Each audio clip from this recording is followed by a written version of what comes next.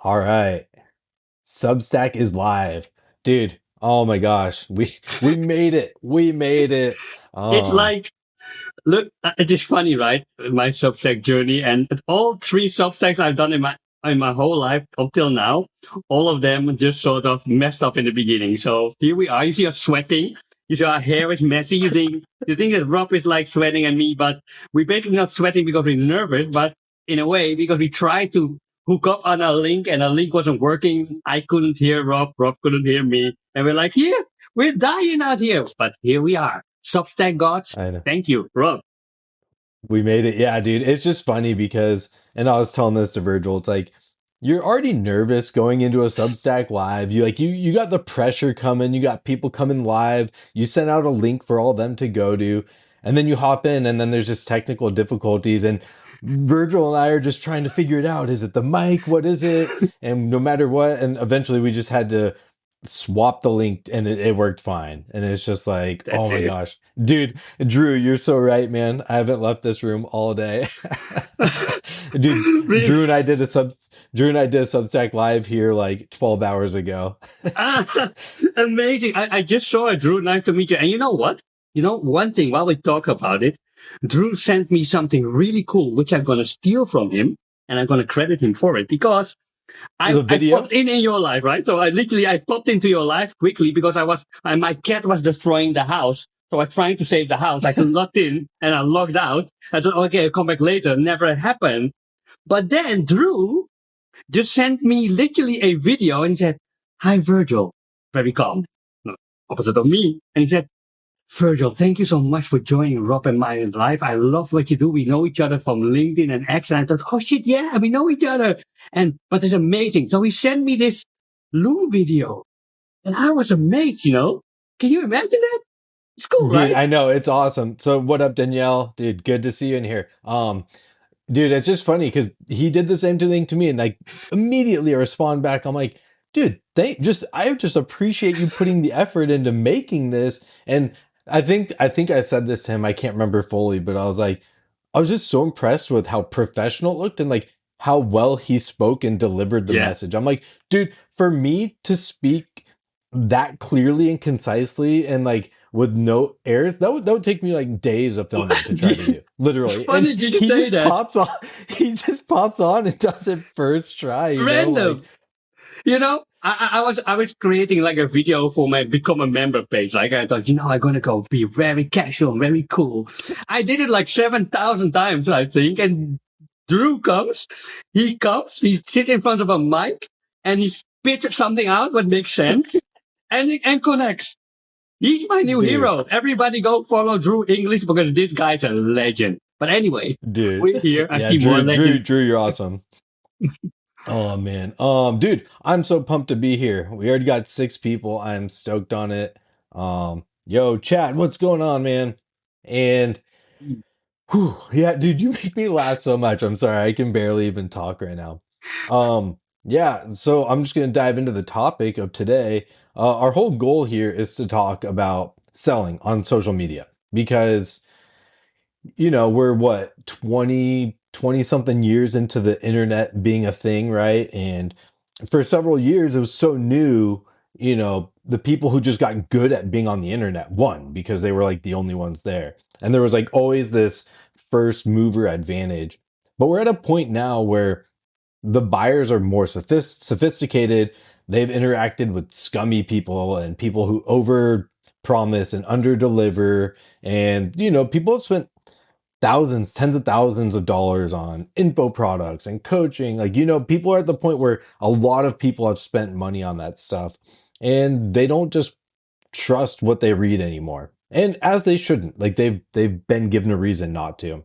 And so I thought it would be cool to come on here because Virgil has done some really cool stuff online, helping clients sell tons of products and whatnot, and talk about the way we approach selling because I do think it it is a lot different from the hypey markety stuff, and we try to do our best to build real relationships and goodwill with the people we sell to, but how we approach that without not selling, because that's a problem we see a lot online, especially here on Substack, because people are just good people. They don't want to be the hypey marketer type.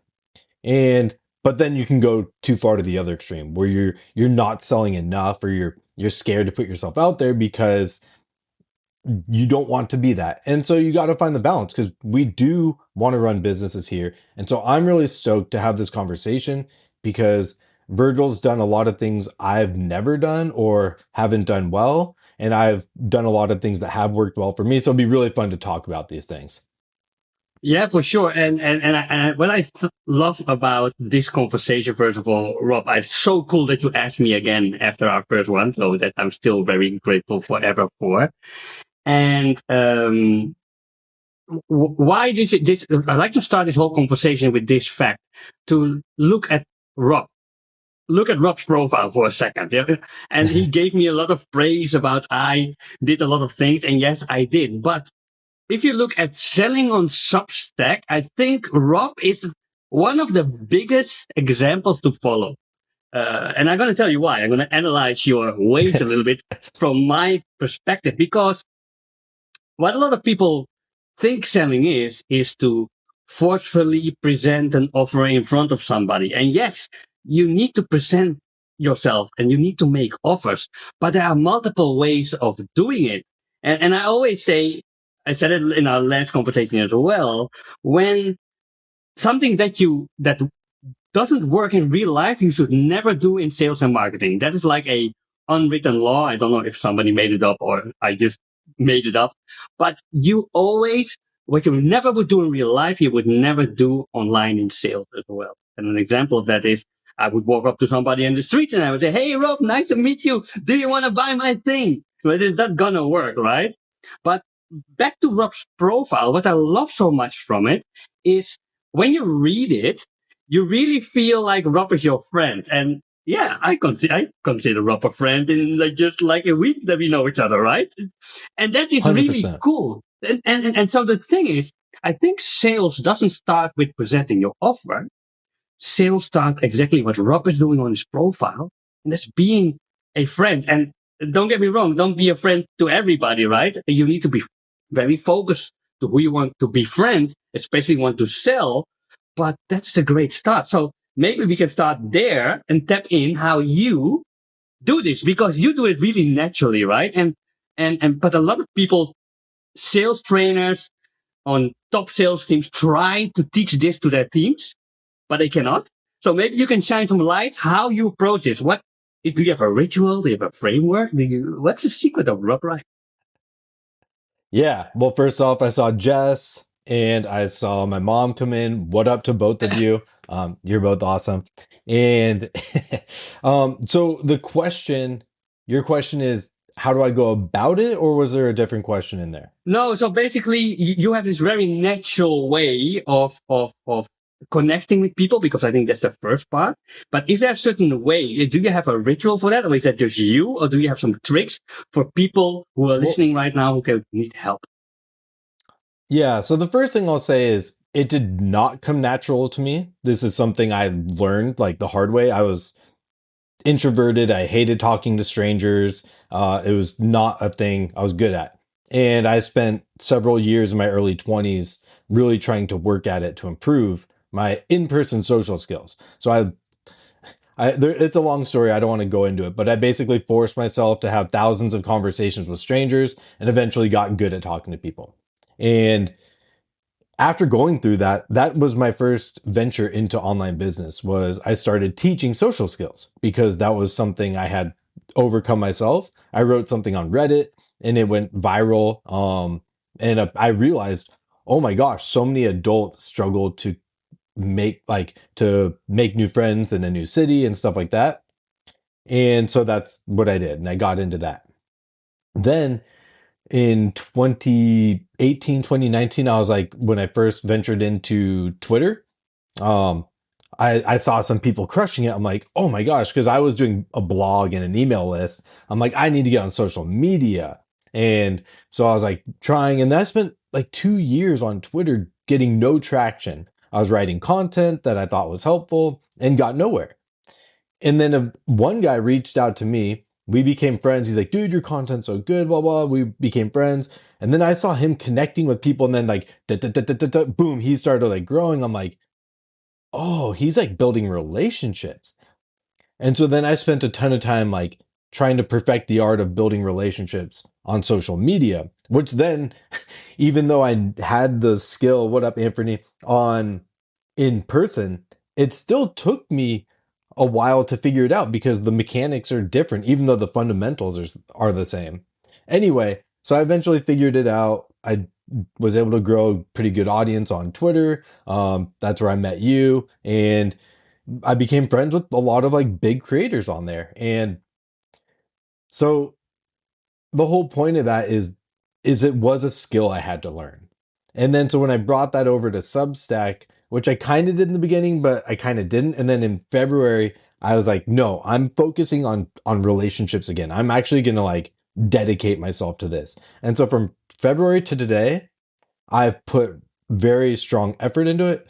And now I'm like very certain how to do it and how to do it well, and that it works extremely well. And so, so that's all some context to set up what we're doing here. And so, to answer your question of like, how do I go about it?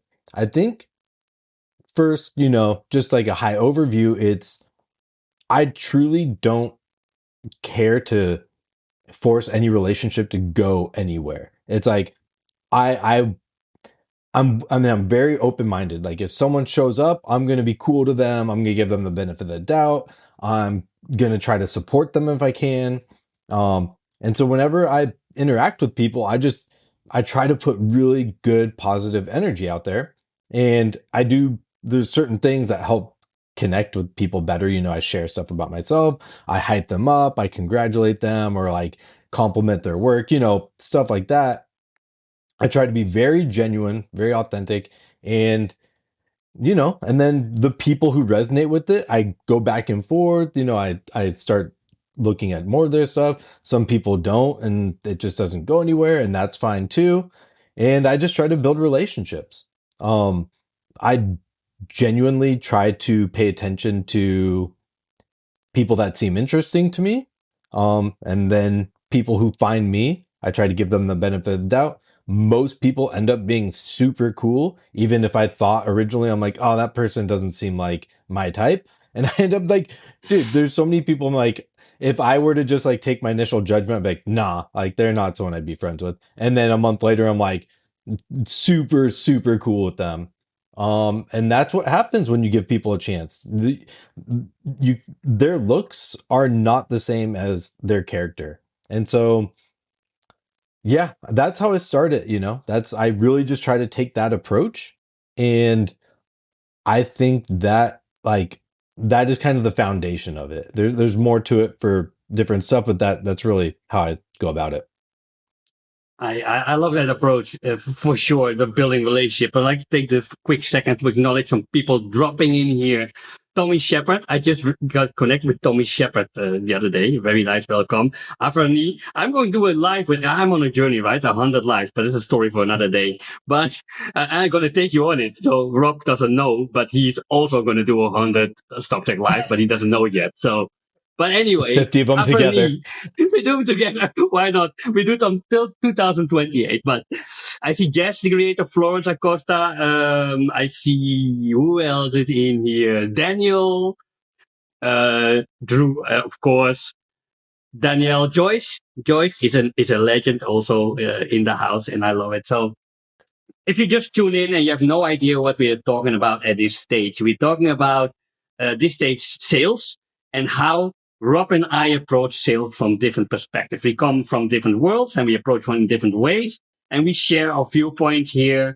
And I see Rob especially as one of my equals in the game, especially how he operates. That's why we're here. So we're just going to dive into things. If there are any questions that might pop up, please drop them and we try to catch them, because we don't want to create these sort of lives. Me and Rob have this mission. We don't want to talk and lecture. We want to interact and connect. So drop your stuff in there and then we're going to connect with each other. But my thought of the second part where I want to take this conversation is, so how do you actually then start presenting that offer and what's the right moment. Obviously, we all know that if you come and start swinging and say, "Hey, I'm Virgil, do you want to buy my cool 6-figure launchpad program?" You would say, "What the hell are you about?" Right? It doesn't work.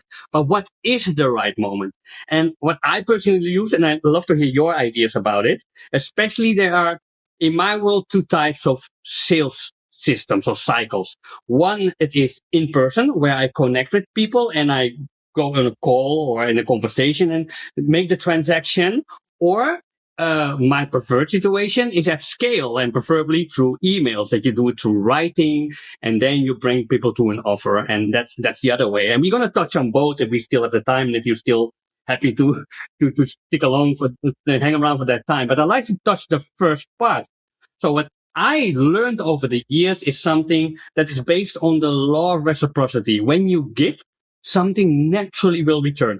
You know, something somebody called it spiritual, somebody called law of nature, and I believe both. But the thing is, that is my first start when I have conversations with people. So when I have a conversation about something, in my case, helping coaches launch, coaches and creators and experts reach out to me. And I'm not going to come in swinging and selling, but what I do, I try to find some common ground. I try to identify where are we in the relationship, right? Because maybe this person don't want to buy from me. Well, that's fine.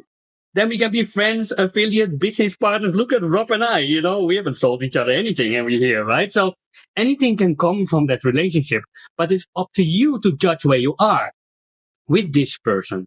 Now, when do you see some buying signals coming, as I call them, is when people start asking questions about the problems that you solve. Now, again, that doesn't mean that you need to come start swinging straight away, but it is a start of a conversation. And when you notice that somebody in the conversation says, "Hey, yeah, I need help with uh, growing my Substack," right? In your case, Rob. And then the first thing I would say, "Okay, what is your biggest issue that you face now?" They say, "Yeah, I face XYZ." And then what I always do is lead with value. So I say, "You know what? I'm going to shoot a video for you," like Drew English. He's a superstar in that. I think Drew should run a cohort in these things. But anyway, there's a story for somebody else.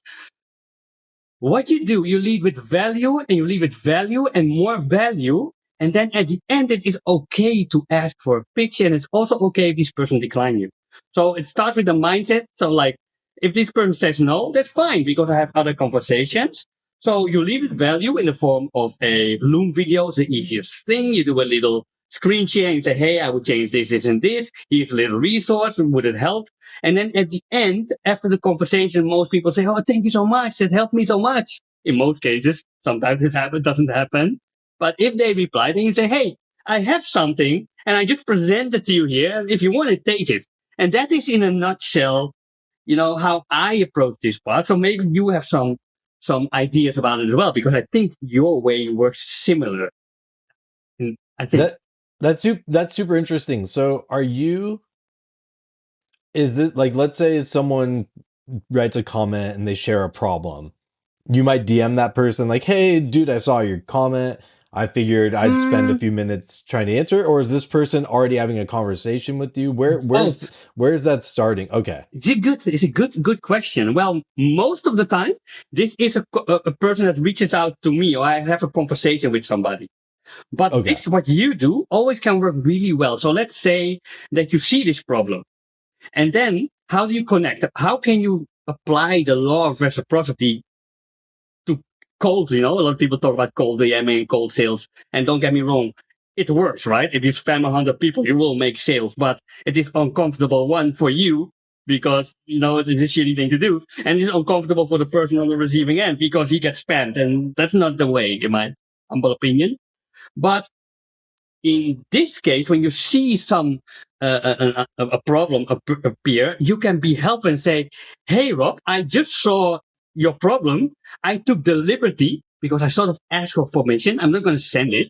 I took the liberty to shoot a video for you. Do you mind if I send it over?" So you're not going to cold send them a video. "Hey, Virgil, you need to do this because I'm the greatest." Because that's basically the same as approaching it straight away. But yeah, this works in both situations really well. Yeah, I like that approach too. So I don't do a lot of these. I like the approach. I think it's cool. The way I go about it is so there's a few pieces to it. So I'm building relationships kind of at scale, but in a meaningful way where I'm able to kind of keep a track of them and keep in touch with these people. And I'm not pushing toward anything, but the way I build a friendship naturally sprouts in different directions based on what they give me and some of the people who we're connecting with who the thing that's important to them that they have a problem with is the thing that I help solve. Some of that goes natural in that direction because that's important to them and that's where the conversation leads. And so when I'm connecting with people, one of the first things I'm trying to do is just figure out what is important to them. How can I like help them? And that might be, oh, like, I'm trying to grow my Substack. Cool. Let me find a post I can read and share. Like, do you have an offer I can go promote to people or at least check out and learn more? Like, I want to go help people win. Like, that's literally my goal. But in figuring out what these things are, I find out what's meaningful to them. They're like, yeah, like I really want to, help people get in shape. Like I went through this whole journey myself. I started telling my brother, my sister about it, and they let me help them and they lost weight. And I've like looked at what other coaches do and they, I that stuff didn't work for us. And so what I do seems to work and I want to help people with it. It's like, okay, cool. So like, are you helping people then? And they're like, well, no, I'm struggling to find more people to help. Right. And so I'm doing this because that's what's important to them, not because I'm like, okay, so what are you building on Substack? Why are you building that? Like, are you trying to grow it? Are you trying to make money? How much money are you making? I'm not like manipulating where the conversation's going. I'm following the energy. And dude, like if someone doesn't talk mention a problem, I'm pretty much never even getting close to pitching an offer. Like they may say, dude, I'm here to build a Substack. Like I love talking about X, Y, and Z. And yeah, man, I'm just here for that. I'm like, dope, dude. Like, and we'll go off and it's not really can go past that. And like, I might ask about like, oh, are there like bigger goals? Do you have an offer behind that? Like, what's the whole like plan with it? And then they may say, yeah, I'm going to do this, and yeah, I'm excited. And it's like, okay, they're obviously not worried or struggling. I'm not going to force it in there, but they'll be like, yeah, I really want to, get this offer going, but I'm struggling to really figure out what exactly that looks like. Blah blah. And then you're like, okay, now I can see they're sharing that, okay, and then I go in and I start helping them that. So that's kind of like the first aspect of how I build the relationships. And then the other thing is these are very slow burns a lot of times. Like many of these I don't make sales very quickly off, like ever quickly off of a relationship like this. And that a sale is not the goal, and you'll hear why. Because I'm doing this and I'm building friends in the comments, and I have kind of a whole system I run that helps me like keep the friendship system alive, and that keeps the engagement going and new people coming in, and now the subscribers come in pretty consistently. And like then I talk about my stuff in my comments, and then I get people, they state their problems and their goals, and now that stuff is coming inbound to my content. And I can put out a note and say like, oh yeah, here's like a new thing going on with my offer. I'm going to take a few people. Like last time I did that, 3 people jumped on it and I got 3 clients right away. And that's what this allows you to do. Those 3 people, 2 of them were relationships I was building. One was just like a cold buyer, or they'd probably been paying attention to my content. So there's probably like trust and relationship building. But the other 2 were people I had like significant DMs with, never talked about an offer, never pitched them, built a relationship. Now when I go out there, boom, like three coaching clients, right? And so that's kind of like the game plan is like I'm building these relationships so that as I talk about my offer, as I put that stuff out there, when they see it and they're ready, boom, they're ready to jump and work with me because they trust me, they like me, they see how it's working. And it's that two-pronged system of like trust and likability, but also visibility. They have to like the thing about, especially with coaching and stuff, is that it's not an impulsive buy. It's like they're going to buy when the problem is hard enough and they realize it and they're ready, right? And you can't manufacture that in a conversation. That's why it's so hard to do cold DMs and like create clients out of it. Very difficult. But if you've built that trust and credibility and they like you and stuff, and then you're top of mind 6 months later when that problem hits, boom, there you go. So yeah, that's kind of it. No, I love that whole approach, and that also made me think, right? So we've been now. Let me go quickly to the people to acknowledge every new people Yeah, for walking in. sure. Straight Talk walked in. Hello, Lucas Hubert joined. Guys, drop your questions if you have anything. But before I wanna.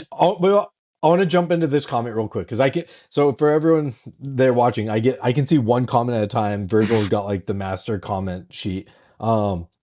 But yeah, so you say, I like to say, if I'm not an expert, but I'm not sure how to solve your problem, I'll refer you to the right person. Dude, like, so things like that, people respect so much. Like, if you're like, look, I would love to help you, but it's not really the exact thing I do. I do know some people who do that, and you refer to that for them. Dude, they're gonna trust you so much more, and maybe they never buy from you, but then their friend needs the help for that you do. They're gonna refer you because you built that trust. And I've had not that exact situation. I've had a very similar one where um oh, I had this conversation with someone and I never pitched them, and they kind of were expecting the pitch to come, right? Because I DM them. They're like, oh, I know he's a coach. They're like, I was asking questions like, dude, what are you building? Blah blah. And at the end of it, the conversation kind of never went. They never mentioned a problem, so I didn't go deep. And they told me, they're like, dude, like, I appreciate so much that you wanted to get me to know me and you never pitched me. Like, I can't, and they just genuinely appreciated it. And then 2 months later, they sent over a client because they referred them, because they're like, dude, Rob is legit. He's like genuine. And I was like, wow, that's really cool to hear. I'm not trying to manufacture that situation. I'm just trying to be authentic. So I wanted to just touch on that because that comment is like so right. And I think you're kind of like thinking in the same wavelength I am, but Yeah, if for not, sure, for then sure. well, I missed it. 100% that the law of reciprocity is real, right? The moment you're going to share other people's work, especially if it's not in your expertise, 100% push them somewhere else. Always to say no to prospects is also one. If somebody doesn't fit you, don't go for the money because it will give you headaches. Just say no and say, hey, I have another friend who's really good at this. Please, that fits you better. So there's so many ways of doing it. But what I like to do next is in the chat. I like to know if we are on the right track because we are talking, we have an idea, but we don't know if this is what you want to hear. So if we are on the right track, the only thing that I like you to do is just comment like one with the number one, like, and let me know if this is on the right track. If that's the case, we're gonna move on. Now, there is a thing that I hear a lot from people, and especially coaches I work with, is when do I make that offer when I need it? Because sometimes this is great, but like you say, this slow burner. And if you have a system in place where leads coming in and you convert them over time, and that's all good, right? But what if you start out, you cannot wait like 3 months to build a relationship. Sometimes that's how long a sales cycle takes, right? So if you are, what I say, with your back against the wall and you need to make money, but you don't want to go out there, hey, buy my stuff. What do you do then? And that is a situation I've been in multiple times in my career. That I think, oh shit, I'm going to make this month, right? I need to go. And I had a mentor once and he said, Virgil, what you need to do, you do people a disservice if you don't promote yourself. And that makes a lot of sense, right? Because what we all know here is very valuable for a lot of people who are two steps behind us. Not for everybody, but two steps behind you and who you serve. So that knowledge is really valuable. So I respect that quote. You do people a disservice if you don't sell or present. But how do you actually do that? Now, I have a way of doing that And that works in two ways, right? You can do it in email. It works really well, but it also works well in on social media because I've been experimenting with it. And the original concept is not mine. I sort of stole it. Yeah, please sue me. And the original concept is from Dean Jackson. And Dean Jackson was a real estate agent, and he had no idea. He was selling a lot of property, and he had long newsletters and long sales cycles. And one day he had no time. So what he did, he wrote one sentence. Yay, guys, I have a nice beachfront property here in Florida Keys. Who wants it? And he sent one sentence out, and he got a lot of replies. And then he thought, hey, hang on a minute. Now, instead of me presenting in different ways, if I send one sentence, I get a response. So now that became a marketing thing, right? Me and my circles. And there's a big thing out there. It's called the one sentence sale. And how I The use it. 9-word sentence or something. Yeah, the 9-word sentence, something like that. There are people who can talk hours about it, but it's basically very simple. You don't need to spend a lot of time about it. What you do, especially, well, let me talk about email first, is let's say you have your newsletter, your Substack, right? You have a lot of readers and you deliver value week after week. You are in notes, you're building relationships like Rob. And then there is no harm in sending a sentence, but not like this. Hi, I'm Fergal. I have a coaching program. I have 15 slots. Do you want it? No, that's what most people do. But what you do instead is really make it like a conversation. And what I would always say is then, hey, Virgil here. I'm thinking about hosting a small group program this month. Would you guys be interested? So you lead with a question. What do? You sell, right? Now, everybody who's not interested, they will not respond to it anyway, and they will go and consume the rest of your emails and your conversations. But the people who do, they're going to jump in and say, hey, what are you going to do then? We say, well, what I always say, I never plan anything. I say, well, I just bring a group of people together. Hey, it is paid. I'm going to tell you up front, it's paid. And together we're going to figure out how this program is going to form. Now, what's going to happen? Whenever you need to launch something, start with that. Because especially when your offer isn't validated or tested yet, that's a good way to try things out, right? And I use a concept that's called paid to get paid to validate. So don't try stuff and hope it works, but push something out, let people pay, and together co-create it. And the funny thing is, one of my mentors is Sam Ovens, and he's the founder of school.com. At the time, he had consulting.com, and I paid a lot of money to go there to a 3-day mastermind with my 2 business partners at the time. I believe it was $36,000, an insane amount for 3 days with him. And he, in my opinion, is still now not so much anymore, but in the days, he was the marketing guy, Sam Ovens, right? And we paid $36,000. We packed on our bags. We flew in. And we went to his office, and we sat there and we thought, wow, now for this 36K, we're going to get this amazing quality of content. And Sam Ovens walked in, like Sam Ovens is, if you know him, the guy like long hair and like little sleazy. You know the guy, right? He's super funny. And he walks up and says, guys, welcome. And we are in front of the line. Oh yeah, it's going to be exciting. I'm ready. Notepad on, pen and paper, looking in the eye, sweating. I'm going to ask him all the kinds of things for the 36,000. I'm going to stalk him to death with questions. And he walks to a whiteboard and he says, guys, welcome. So I have no idea what this workshop is about. So this is what we're going to do. Whiteboard. What do you want to learn? Question mark. $36,000 for a guy walking up to a board telling me what I wanted to learn. Now, what happened? At first, I was like felt cheated, right? But what happened is, the whole room of 30 people in there got to answers to their questions they really were struggling with. Not with a prearranged program or what I thought people would need, but he really served us at the highest level. And we took a thing there, one concept from there, that took me and my business partners at a time to our first 7 figures in sales. It was insane. Just one thing. So to go back to this line, right? You put yourself out there, put out this question, and it's similarly you can do it in a note. I like to motivate everybody listening right now to go now on the notes, go away from this call, go on your notes and write down, hi, I'm XYZ and I'm thinking about launching something cool. What are you with me? I promise you, not 100 people will respond, but one will, and two will. And in the end, they will remember who you are. So those are little things that work in email and especially in DMs or in notes. Now, don't do this every day, right? That people get overexposed to offers all the time. But occasionally, if you need like an injection, that's one thing that really helped me. And back to you. So so Virgil, that's super interesting. I love that. I've never done it to that level. I've done beta stuff. I do it all the time. I have like three people that are gonna do a new offer I'm testing, and so I'm like, I have them, set to work with me. But I always have like the preset idea, and it's typically based on, you know, feedback from a specific client who was struggling with something like, oh, I might, try to solve that specific problem over here in a different way or something. So I tend to have a reason for it.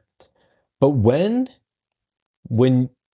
so let's say people raise their hand, when does pricing get determined? Like how much of the program is developed, and how is that like determined that it's worth, like how do they know, yeah, I want this, I don't know what it is?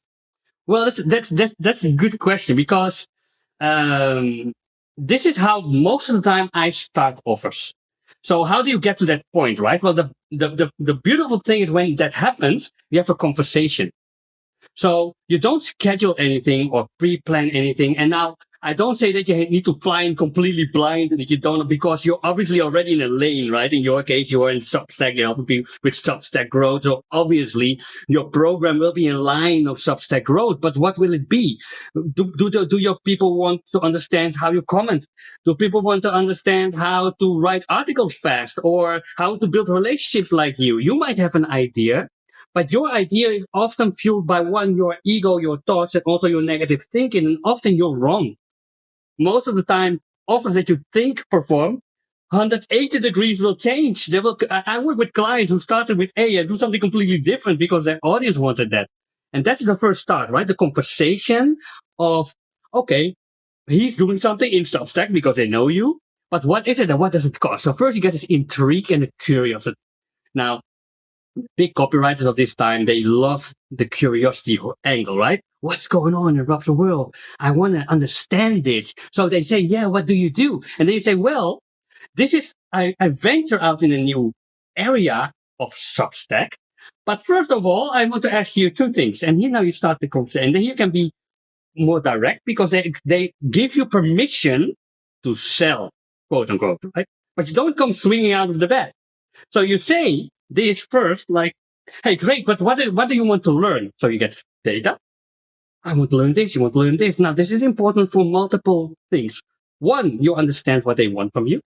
But two, even more important for marketing or direct response marketers like myself, you hear the problem expressed in their words and their emotions, not how you think that they perceive the problem. And that's great for content, notes, articles, sales pages, emails, whatsoever. But once you know that, you go to question number two. Now it comes to pricing. And I know a lot of people are afraid to price, right? And this system is beautiful because you say, hey, if I do this 4-week call thing with you where we're going to discuss note writing and relationship building, how much are you willing to pay for something like this? And you will be in shock what the answer will be often. Because your mind downplays you all the time. It is often the reason why not many people dare to succeed, and that's a choice. Now, this is a hard statement that I make. You don't succeed because you choose not to. Now, you might think, Virgil, you're crazy, I'm going to unfollow you. Bear with me. Because you set a limit in your mind that people are not willing to pay a price for the knowledge that you have accumulated over all these years, all these experiences, your personal insights. All of that in there is valuable, especially for people to step behind you. So your mind is a limited factor here. But when you bypass the mind by not you mentioning the price, but say, hey, Rob, what would you pay? Often 1.5, sometimes 2 times the price you had in your head. And I often go like, what? You're gonna pay me this? Are you crazy? No way! You're gonna dance? Yeah, yeah, sure. Yeah, but okay, yeah, okay, let's do it. It becomes like this weird thing. So that is the two-step, and there are more layers to it. Obviously, how and what you say, but in the basics, if you do just that and always ask and find middle ground, and I think that's a very important sales concept. You will always find middle ground. So that means in anything you do, if you mention the price, if you make an offer, what can I do for you today to help you? What can I do for you now to help? What I know you can avoid it, but what can I do for you to help you to join? If you find middle ground, you're always going to win because they're going to tell you exactly what they can and cannot do. Dude, that's that's so awesome. That's like that should be paid value right there. That's so cool. I've never heard anything like that, by the way. Like I've been in this game for a long time. I've studied so much sales content and offer development and stuff. I've heard of people, talking, asking your audience what they want and this and that, but that is really cool, dude. And that's why I wanted to have this conversation, because I knew talking to you, I'd be learning things I don't know. So, dude, thanks so much for sharing that. No, but the other way around, and this is again, this is not mine. This is not that I'm a genius or something, but this is what I saw other people do really well, and that's where the importance of investing in yourself pops up, right? And it took me a long time because I'm Dutch, and we Dutch people are greedy, and we really know. But you must invest in yourself because these things that I share today are not mine. I'm not the genius. There are all accumulations of masterminds, coaches, mentors, but even conversations with people like you and you in the chat at this moment. That that that is what forms it. And I learned you as a mentor, as a coach, you have a, how do you call it? You almost need to stay open minded and observe from people. I have another example about that. One of my friends is Jay Yang. He's a Chinese guy, and he is, at the time I met him, you might know him on X. Dude, He was Jay is awesome. 16. Yeah, we're friends on He's- XO. So he was 16 at the time, and he was talking That's out. when I met him. He was 16. 16, right? And in the beginning, I was following him, and I saw him blow up, right? This 16-year-old kid, like, and the ego comes up there and think, this idiot kid, I'm Virgil, I have a ton of experience, I'm the bucking man, he's this guy who did, what the hell, right? That's your first mentality. But then, when you open your mind, and this guy worked with Alex Hormozy, with Noah Kagan. Noah Kane, and now he's about to write 2 books, a second book, and the things that he shared with me at 17 years old changed my business. And that is how it works in this game, right? You just absorb things from people, and we're gonna bring in Jay 100% on the call. He already said yes, and I'm gonna invite you to Rob. We're gonna do it too. We're gonna talk about Jay's amazing guy, and very very humble, Dude. and he's killing it. Dude, yeah, But he's that's how it he's works. he's super cool. Dude, and what's funny about coaching, I've spent tens of thousands of dollars on coaching too, and there's always like one thing I get out of like a coaching experience. I'm like, it's something I didn't expect to get. It wasn't, you buy coaching and you're like, oh, I want this outcome, and I expect it to just be yay. And it's rarely like that, and it's not because the coach isn't good or anything like that. It's just whatever you're trying to learn takes work and skill development, and they're guiding you on the process. And sometimes, something happens really quick, sometimes it takes longer. But one of the ones I got, I worked with this guy, Zach Hommel. He's on here. I met him on Twitter years ago. And like, when I showed him kind of what I was doing with my coaching business, and I was like, yeah, I'm just, sales are not converting super high. Like, I'm just not that good at it. I don't have a ton of experience. And he's like, dude, you just need the reps and confidence. Like, he's like, if you get that, you're gonna like do so much better. And so we actually were in a cabin together. Like, he does like in-person retreats for his clients. And so one-on-one for like an entire day. We just went back and forth, and he's like, pitch me again, pitch me again, pitch me again. And I'm like, dude, and it was like terrifying because, dude, like you're inexperienced with sales, and at the end of the day, it was just like so easy to say. Like I had said it so many times. And I thought he was going to be teaching me messaging for my content and how to pump it out and how to blow up my social media. And it was like, that one thing changed the trajectory of my business. Like I was so confident selling after that because of it. And the point I'm really trying to make is like you were saying, right, with Sam Ovens, it's like this one experience just changed your life. And that's often what happens when you get coaching. And it's like it's the thing you don't know that you need to solve that you end up finding out because of that experience. And it doesn't have to happen through coaching. It can happen through a conversation. It can happen on a live, like it can happen watching a YouTube video, whatever. But that's always been my experience is like it's just finding that one thing you need at that moment and it can kind of change everything. 100%. What is really cool what you say is about the reps, right? And that's what it is because I always refer to my mentors and bring their stuff in because, like, again, not a few things are mine, but most of them are influenced by people on the shoulders of giants. And the thing is that the first 100 conversations that you might have, is it in person, is it in a DM, is it by sending emails, will turn to zero.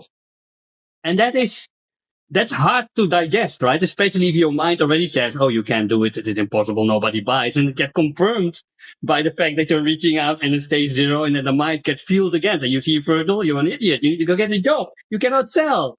Please quit. It doesn't work. So the thing what about repetition is you need to allow yourself to to fail fast.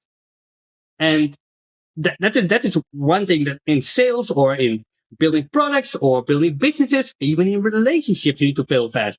If you're going to get married to somebody, you want to know everything, right? Before you tie the knot. So the thing about repetition is there's one magic number for me that is very important for business success, and it's more like a mindset type of thing. And that's the number 100. It's not for a common out of the ordinary that I say, oh, me and Rob going to do 100 lives. So the thing is, if you do 10 of something, you will get a little idea. Like learning to speak, you learn the words. But if you have 25 of something, you sort of know and write words and start constructing sentences. And when you reach the 100, you are able to speak freely and express yourself in a language everybody understands. And that takes time. So you always got used to that, right? When you need to walk, you fell down 100 times. When you ride a bicycle, you fell 1,000 times, at least in my case, I believe my mom. And so the number 100 is really important for everything. So that's why I suggest when you try to do something, anything. I started kite surfing like 2 years ago, and I don't know if you're kite surfers out there, but the water start is the hardest thing in the world. Getting on the board, you know what it is. Are you a kite Oh, surfer? dude, I've never done it, but I can imagine. It's I, I've insane. I've sur I've surfed and I've done a lot of other sports, and like it's kind of like wakeboarding, right? Where it's like you're starting not in the position and then you got to jump Exactly. up You and get go, you going. put it. Yeah. So Yeah. we call it the water start. Now, that's the most horrific experience if you learn kiteboarding. And I counted. I water started 335 times because I had videos of everything because I was this sick nerd. I wanted to record everything to learn. And then I knew the number. That's why.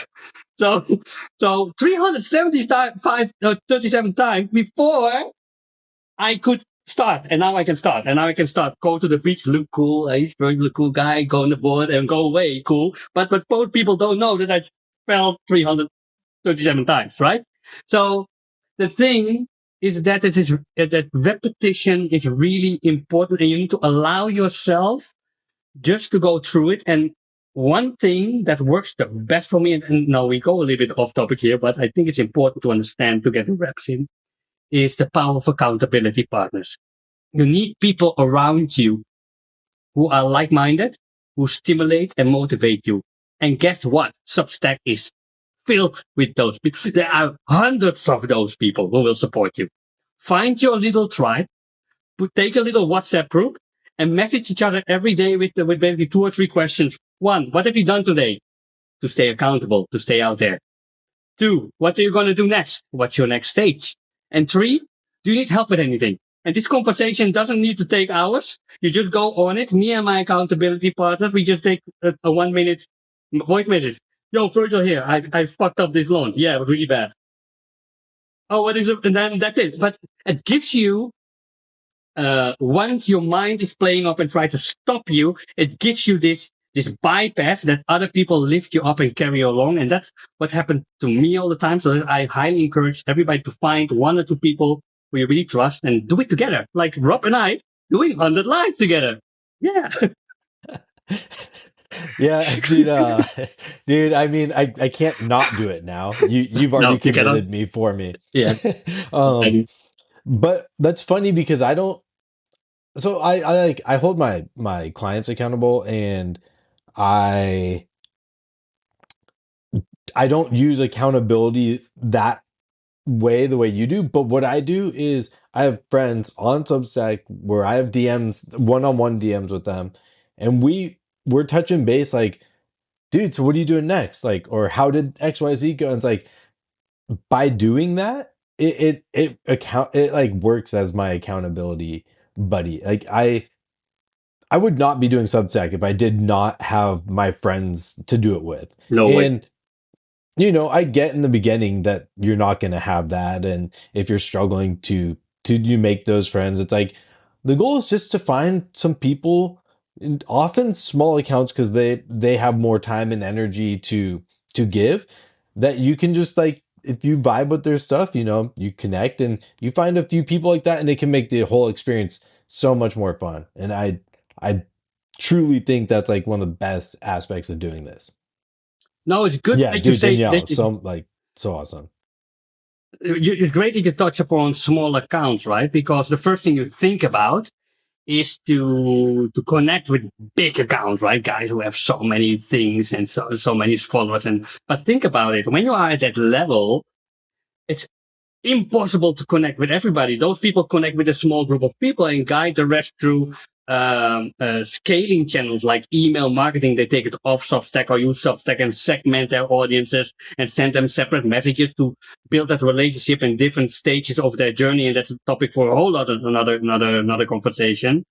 But especially the small ones, and you should not forget that on Substack and any social media platform for that matter, the small guy might be that billionaire guy who wants to hire you. You don't know.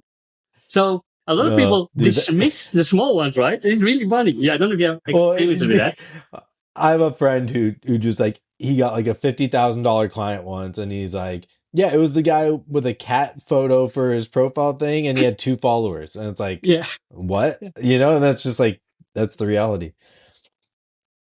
But that's yeah, what it is. like, back to the point, it's just because I see a lot of new people come on, and you'll see them like restacking these big accounts and commenting on them. Like, I might see them commenting under my stuff, and I'm like, I'm grateful for it. And I try to connect with them as much as I can, but I'm like, I can see them not making that much traction. And it's like, the it's just harder to connect with like big accounts. Like, they're busy. They have a bunch of people vying for their attention. Um, Complimenting them, restacking them means less, like, compared to a small account. Like, you restack them, they're like, oh my gosh, thank you so much. And so Yeah, you really do want to find people who have the time and energy to invest, and who will be really grateful for your friendship. And it's not that big accounts won't be, but they might not necessarily be in the beginning. And as you grow, it's like, I hate to say like that people are superficial like this or anything, but they're more willing to connect with people who have audiences because they can bring more value to the relationship. And I don't want to make it out like these relationships are purely transactional like that. And I do my best to connect with the people I vibe with in my comments, even if they're small and stuff. But you know, if I restack someone and that thing gets, 30 likes and several comments, like they're just going to see more value in that than a restack that doesn't do anything. And so it does add that value. So the main thing is to find a few small accounts, like become good friends with them, like vibe, DM, restack each other, comment, get energy into your account. Then you're all having a blast and you're all going to start growing together. 100%. I see a cool question from Jackie Minsky, also a cool name. I had a question that emails we get from Substack, can we use them for newsletter? I wasn't sure. I didn't want to move emails if they signed up to Substack newsletter only. I have some ideas about it, but I'm not that long on Substack to get the exact information, so I'm gonna pass that over to you, Mr. Rockriker. Okay, so is the question okay? The emails we get from Substack, can we use them for newsletter? I wasn't sure. I didn't want to move emails. So okay, here's my perspective. Take it with a grain of salt. Like you do what you want. Some people do this. They set up certain automations in the background that once you sign up for Substack, it puts them on to an autoresponder, like ConvertKit or whatever, or kit.com now. And then that can send them automated emails or whenever from your ESP, right? And I personally am not a fan of it in that approach because when people sign up to Substack, they're like, oh, I'm going to be getting Substack, right? And then all of a sudden they're like, oh, from Kit, oh, what freaking email marketer? Are you kidding me? It can just leave a bad taste in someone's mouth, and then that's your reputation and stuff. However, I don't think it's bad to get them over there. So the way I was considering, I don't do it personally. I just have my Substack because I don't want the extra headache and stuff. I do see a ton of value in having a separate ESP though. So let me get that clear. The way I would do it, I think, is my welcome email from Substack would like have an extra free resource and be like, hey, I really don't want to move people onto an ESP without their permission. I'm totally against like anything that's not full transparency and stuff. But I like for those who want this, I did create XYZ, and then you'll be put on that list where I share a bunch of value for you in the form of XYZ, right? And then they're choosing to go there. They're not going to have a bad taste from being put there without being told they're going to put there. The only other way I would do it is like if I just told them like, "Hey, you signed up for this. I figure because you signed up for me that you want to hear about X, Y, and Z. So you will also be getting emails from here. If you're not into that, dude, here's a big fat unsubscribe button. Please hit it. The last thing I want to do is start this relationship off wrong." That's the other way I would consider doing it. But I personally like in this day and age, buyers are more aware of what marketers are doing, and any of the slightest forms of like manipulation, it can just leave a bad taste in someone's mouth. And then they tell a friend, and maybe someone says a comment like, oh dude, that guy's kind of shady or whatever. Like it, dude, this is your personal brand. This is you, like not that business you work on. It's freaking you. You treat it with the respect it deserves and give people what they want, because like you can't undo that. You literally can't undo bad reputation. And let me also say, it's in the end, it's probably not that big of a deal, and maybe I'm overreacting, but that's how I perceive it. No, look. I'm an email marketer directly, so I promote my things through email, right? But it's a very valid point that you bring here, because even again, back to the thing we started this conversation earlier, everything that you would do in real life, never do it in marketing applies here as well. So you never would say, hey, Rob, I'm going to take you to this house because that is better for you. Here, and I drag you to a place and I kick you in. That would be weird, right? So this is the same Yeah. situation, basically. Yeah, you want to come over tonight? Yeah, sure. They show up and you're like, all right, yeah, no, it's that guy's house. Like, what? No. You need to go to that house because you don't do that, right? So from that sense, it's always a filter how you can judge anything through. Now, I use it similarly. I will start using it similarly, where marketing should always be permission based, and that is spot on with you. So I would use it in the same way and in two spots. I would use it in the actual welcome sequence where I put it, and I might put it in my Substack as a resource. Download Virgil's 5 principles of kite surfing fast and put it there. And then people have a choice to be there. And once they're on the email, then basically that you treat them differently, right? That different assets for you marketing wise. Where Substack for me is the relationship building side where people come to the front door and get exposed to my whole world of what I do without knowing who I am. And then they have the choice to go deeper in certain topics. And once they click and they give permission to be there, then of course a different relationship building cycle started. And that is semi-automated. A lot of people automate it, but I automate like a very little, the beginning of it only. And then I go in writing personally again in the form of what we call broadcasting email, where I set a set of things that are interested around that topic. So it's every tool, every way has his pros and cons. But whenever you judge it to the lens, would I do this in real life? No, don't do it online or wherever. Yeah. So that's And Jackie, thanks for sharing, because she said a big creator just moved her to her newsletter right away and she got turned off. And then, dude, yeah, that's exactly the point I'm trying to make. Like, thank yeah. you for sharing that and letting me know that I'm not the only You're one not that's great. like super picky. Because when I start having these opinions and things like, this person did this, that person did Yeah, that, like, I know thousands of other people feel the same way. Like, I'm not unique in that. And that was one of them. Someone did that to me, and I'm like, geez, dude, why?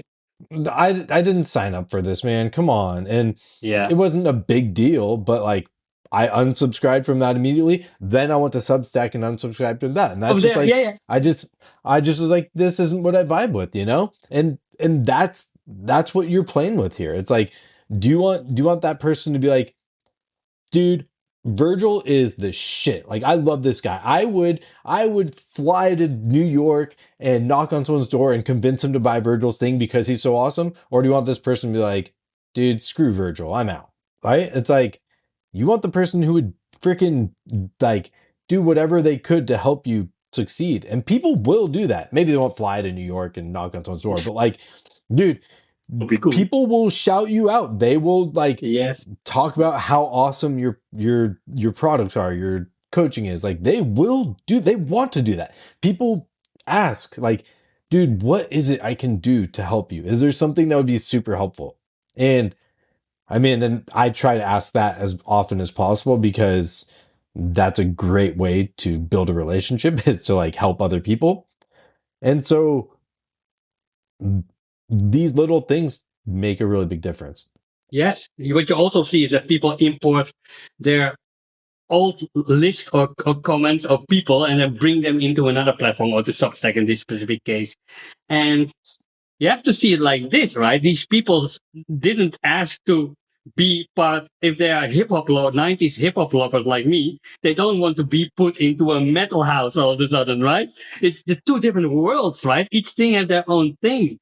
And they all might lead to the same offer or what you serve that you might have, but they're both different vibes, communities, and everything else. So it's that great connection, Jackie. And you know what, Rob? Before I started, I'm this nerd for data, right? So I was looking up like how does Substack Live work and what's the ultimate length that should stay. And my robot gave me this whole breakdown. Yes, Virgil, because it says hey, yes, Virgil to me. I don't know why, but yes, Virgil, this is the case. Most people break off after 30 minutes, and after an hour or so, your whole data declines. So the best optimal time for you is 25 minutes and 30 seconds. I'm like, oh shit. Now, looking at this stat here, Mr. Robot, I'm speaking to the robot, not you guys. We're here for 1 hour, 4 minutes and 20 seconds and counting. We have 28 people and nobody left the room. So now we are confused. The robot says we need to break it off here and quit and call it a day. But you guys say, oh, I really like your rambling, but you have to say I need to stay.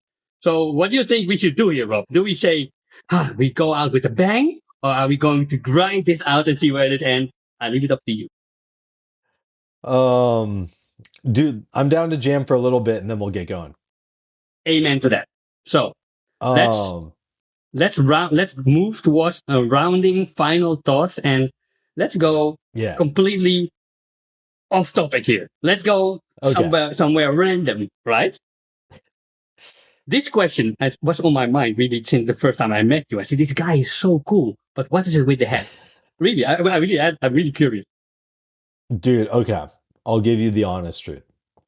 I don't talk about this to many people. No, so I've got like, and this is gonna sound like ridiculous. I've got extremely thick hair, like, and it's very voluminous. I got it trimmed today, and even the barber, she's like, dude, I've every person who's cuts my hair is like, I've never cut that much hair before. Like, they're like, oh my gosh. And so anyway, I'm like trying to grow it out and just do something different with it. But I typically wear it because it's just like the easiest way to deal with it. Um, and that's the main thing. So I'm trying to figure out a style that works for it. If I keep it short, it kind of works and stuff. Because of the thickness, it's just hard to it's just not easy to like to it's not like some people can wake up, spray a couple bit of water and and Yeah, it's done. And and it's go. like, nah, dude, nah. Like you spray water and it doesn't even get Let's inside the move. hair. It's like, dude, you go and put the head in the shower and it's dry on the inside.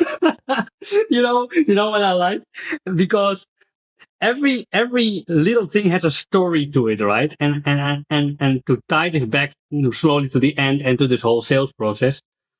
Sales is about telling stories, and I think this is an amazing story. And I think this story is why I would hire Rob, right?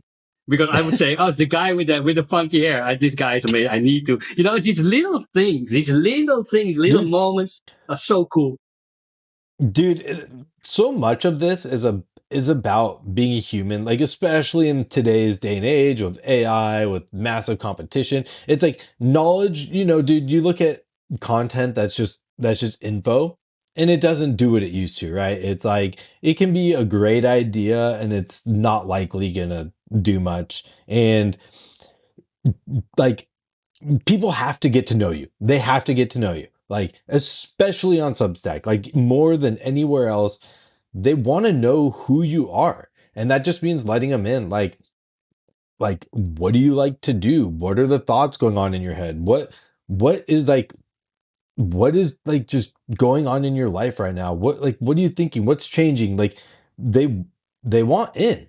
And that's how you also connect with people and build relationships. And I truly, and that's why I love Substack Lives. It's like it gives people a chance to hear our voices, to hear us speak with more nuance, right? A note has, you know 30 words in it or whatever. It's like you can't really have nuance there. Like here, we can dive deep and we can discuss things, and if we disagree, we can say why, and all that stuff. And it gives people an opportunity to like see and hear and get to know us. So if if there's one thing, like you said about the story about the hair, it's like, dude, just create more opportunities for people to get a chance to know you just as a person. The good, the bad, the freaking ugly, like No, it's not all ugly, of it, brother. You look right? amazing. Come No, on. no, no, it's not. I I agree with that. No, but you want to just let people get a chance to know you, and it's like it's just I don't even want to say important. It's completely necessary. It's like it's just a requirement these days. 100%. And And dude, I really, really love these conversations, and we should do it way more. And I think, yeah, one thing to round up, the lives are such an opportunity for you because not many people do them. And you get eyeballs on yourself, but you also get to meet incredible new people, right? I see people in the chat I haven't met yet on notes and things like that. Oh, I can even click them. Oh, that's cool. You know that you can click on, and you learn something new. You can click on Dude, this person. I ain't touching Wow. anything. Oh yeah. Oh, so I almost broke it. I Oh, okay. But anyway, yeah. anyway, I almost break it again, guys. I think this was an amazing conversation. I think we need to do this more, the more targeted topic type of lives in the future.